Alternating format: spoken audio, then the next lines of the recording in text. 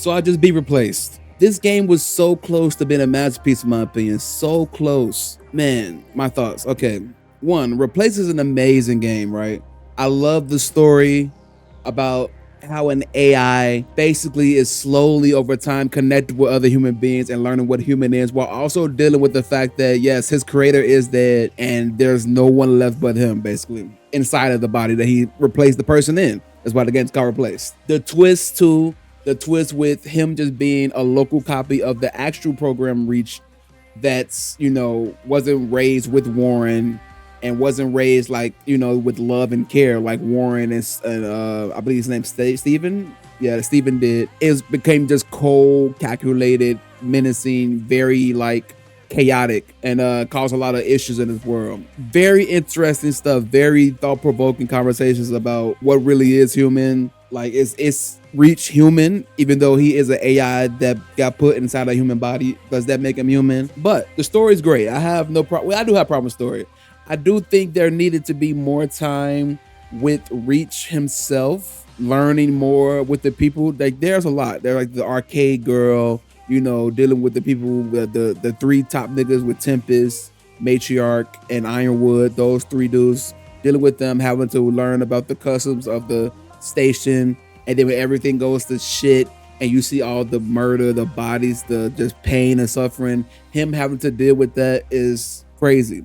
But I would have liked more downtime with him, learning human things. You know what I'm saying? There was a little bit, but especially you notice that it wasn't a lot because of the flashbacks at the end. The flashbacks at the end when it showed him like remembering the human connections he made and loving people around him and like realizing that the humans he met made him who he is today. I feel like we needed more moments like that. Like, there's a decent amount, but not enough to fully get me like invested and say, yeah, I believe, and it was deserved. Like, this moment didn't feel as deserved as it could have been because you didn't get enough of the humanizing of Reach. If that means anything. Okay, story. That's the main thing in the story that kind of was irking me a little bit. Just that one moment of him, like, But besides that, this game was so close to being a masterpiece because it's so buggy.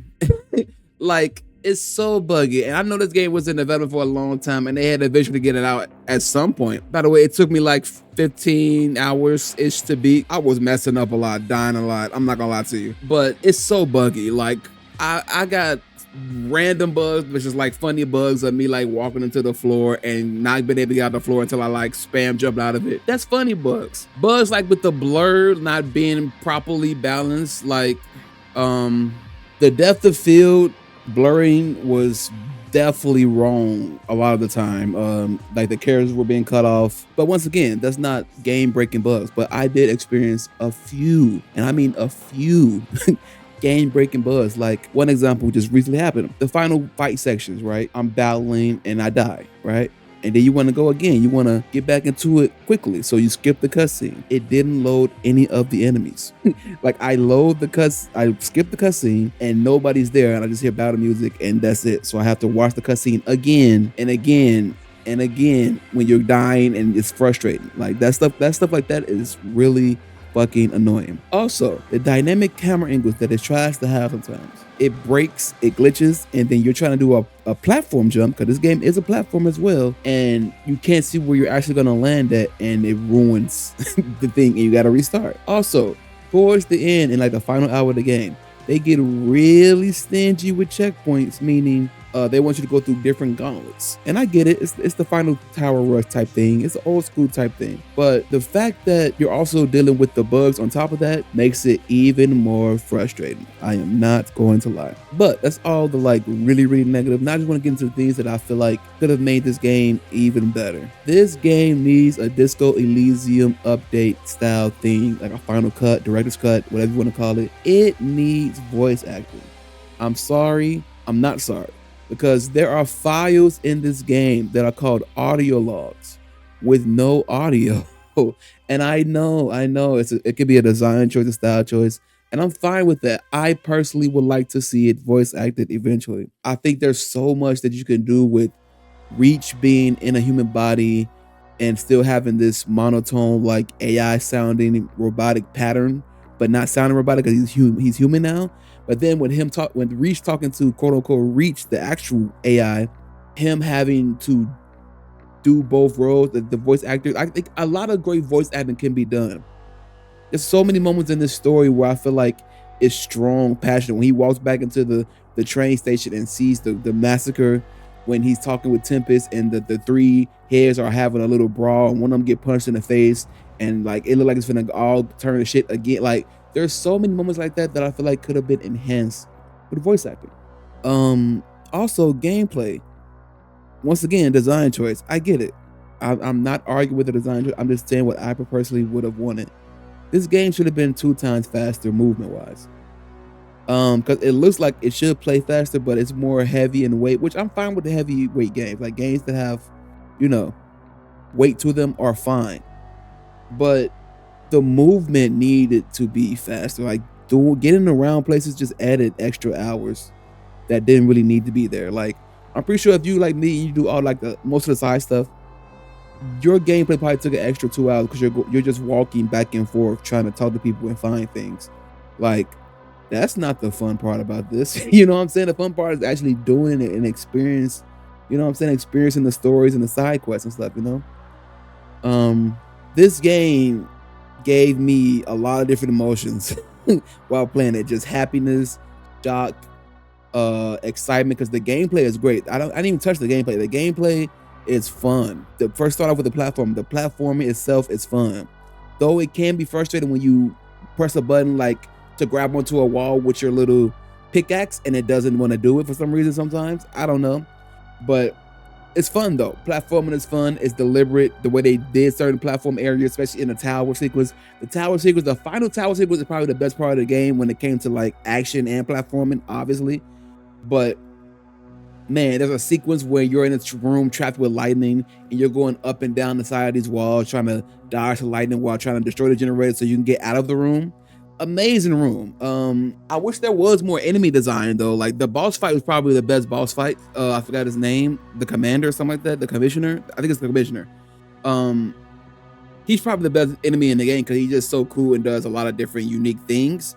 But most enemies are like the same, you know, 4 or 5 enemy variants, and they're not really anything crazy to be honest. But the gameplay itself is fun. Batman style Arkham combat with a gun that you load up by beating people, by punching people in the face, and it slowly charges with kinetic energy, and you get to shoot another bullet. You rip off enemy shields, stuff like that. All of that is solid. I am perfectly fine with the gameplay. Though I do wish, I keep saying that I'm perfectly fine with it, but then I think about something that irked me a little bit. I do wish the grouping of enemies were weird because the way they move back and forth, like sometimes it felt deliberate, like, oh, the shield dude's gonna protect somebody with his shield, so obviously he's gonna come forward. But then sometimes it just felt like they moved in front just to, they knew what you were planning to do. They knew you press circle to try to break their shield or their armor off. So somebody just slide in across from the back to try to block it, and it just felt off. It didn't feel natural, you know what I'm saying? And that's, I didn't like that. But 95% of the gameplay, amazing. Yeah, I feel like this game itself is fun and it deserves the praise that it gets. It's well priced as well. It's on Game Pass. Like everything about this game, you should just play it. At that point, just play it, experience it. I think it's a worthy game, especially in a week full of amazing games that came out. Pragmata, Mouse PI, this game, like a triple threat of games that just smack you inside the head. And if you play this one, you won't be upset about it. Couple of patches in, I think it'll be amazing. But my main thoughts is that this game is so close to being a masterpiece because it just needs polish. I think it desperately needs voice acting, and it was sent it to the moon. Like, to the moon. But let me know what y'all think.